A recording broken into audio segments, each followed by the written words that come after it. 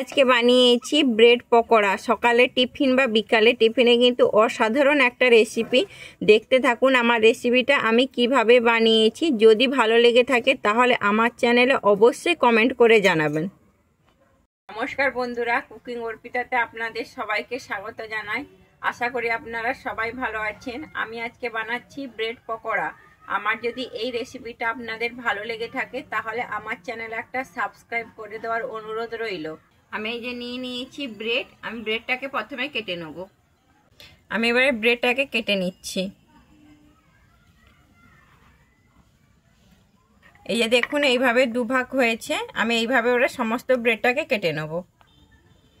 আমি কিন্তু ব্রেড পকোড়া বানানোর জন্য আমি এখানে নিয়েছি আলু। আমি আলুটা কিন্তু আগে থেকে আমি সেদ্ধ করে কিন্তু মাখিয়ে নিয়েছি।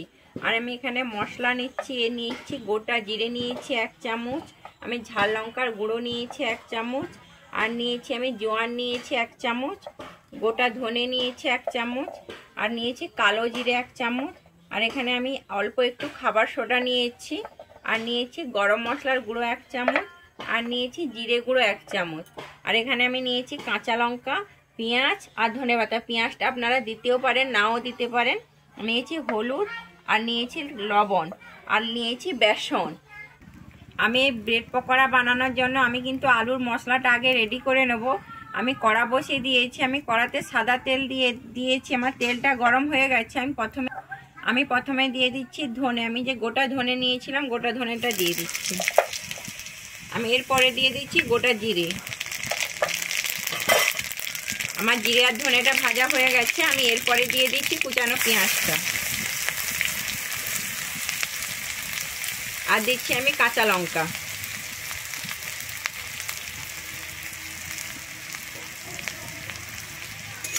আমি পেঁয়াজ আর কাঁচা লঙ্কাটা একটু ভেজে নেব।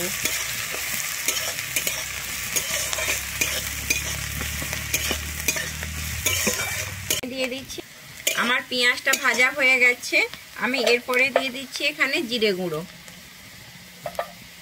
আমি তারপরে দিয়ে দিচ্ছি এখানে লাল লঙ্কার গুঁড়ো। আমি এরপরে দিয়ে দিচ্ছি লবণ। লবণটা কিন্তু আপনারা আপনাদের পরিমাণ অনুযায়ী দেবেন। আমি দিয়ে এটাকে ভালোভাবে এবারে মিশিয়ে নিচ্ছি। আমি এরপরে দিয়ে দিচ্ছি এখানে হলুদ।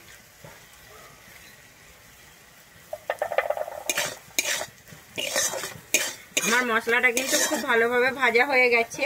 এরপরে আমি এখানে দিয়ে দিচ্ছি সেদ্ধ করা আলুটা।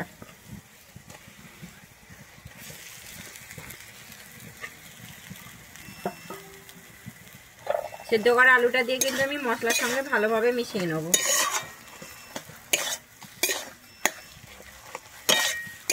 আমি কিন্তু আলুটা মশলার সঙ্গে খুব ভালোভাবে মিশিয়ে নিয়েছি। আমি এরপরে দিয়ে দিচ্ছি এখানে ধনেপাতা। আমি আর দিচ্ছি গরম মশলা গুঁড়ো দিয়ে আমি কিন্তু আবারও ভালোভাবে মশলার সঙ্গে মিশিয়ে নেব।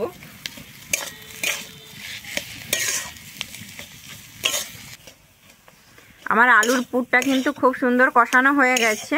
আমি এবার এটাকে নামিয়ে নিচ্ছি। আমার আলুর পুরটা ঠান্ডা হতে হতে আমি ততক্ষণে বেসনটাকে মাখিয়ে নিচ্ছি। আমি এখানে দিয়ে দিচ্ছি বেসনে খাবার সোডা, আমি দিচ্ছি জোয়ান, আমি এরপরে দিয়ে দিচ্ছি এখানে কালো জিরে, আমি তারপরে দিচ্ছি এখানে ধনেপাতা, আমি এরপরে দিয়ে দিচ্ছি এখানে পরিমাণ মতো লবণ দিয়ে আমি জল দিয়ে এটাকে মাখিয়ে নিচ্ছি।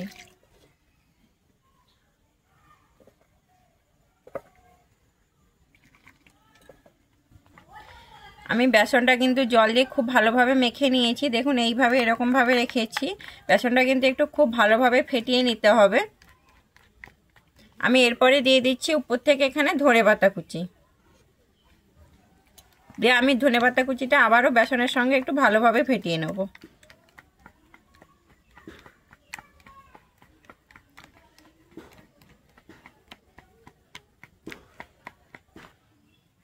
আমি এবারে ব্রেডের মধ্যে আলুগুলোকে দিয়ে দিচ্ছি। এইভাবে আলু নিয়েছি।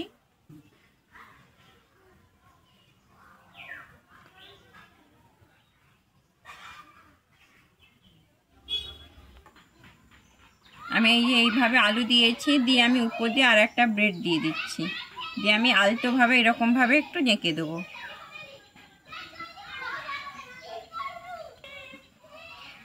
আমি আবারও এইভাবেই করে নেব।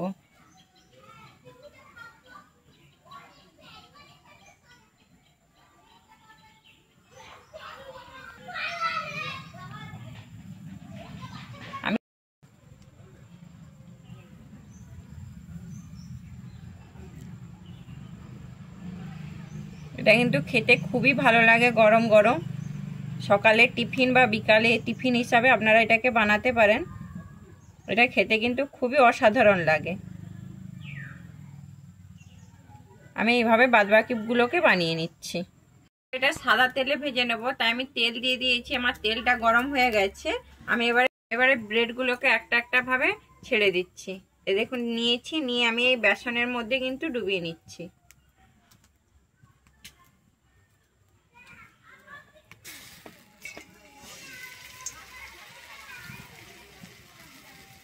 আমি এইভাবে কিন্তু ভেজে নেব।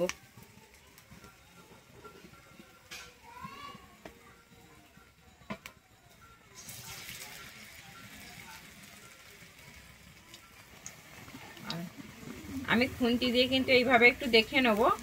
আমার এক পাশ কিন্তু ভাজা হয়ে গেছে, আমি এবার উল্টে নিচ্ছি। দেখুন এক পাশ দেখুন কি সুন্দর ভাজা হয়ে গেছে আমার।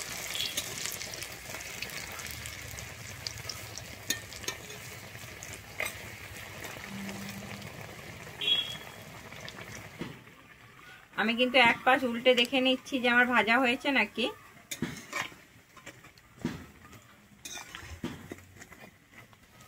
আমার কিন্তু দেখুন কি সুন্দর ভাজা হয়ে গেছে। আমি এবারে তুলে নিচ্ছি।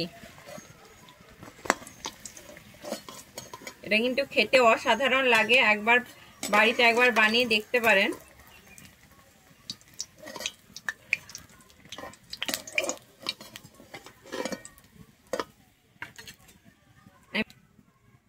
আমি বাদবাকিগুলোকেও একইভাবে ভেজে নেব। বানিয়েছি ব্রেড পকোড়া। আমার যদি এই রেসিপিটা আপনাদের ভালো লেগে থাকে তাহলে আমার চ্যানেলে লাইক, শেয়ার, কমেন্ট ও সাবস্ক্রাইব করে দেওয়ার অনুরোধ রইল।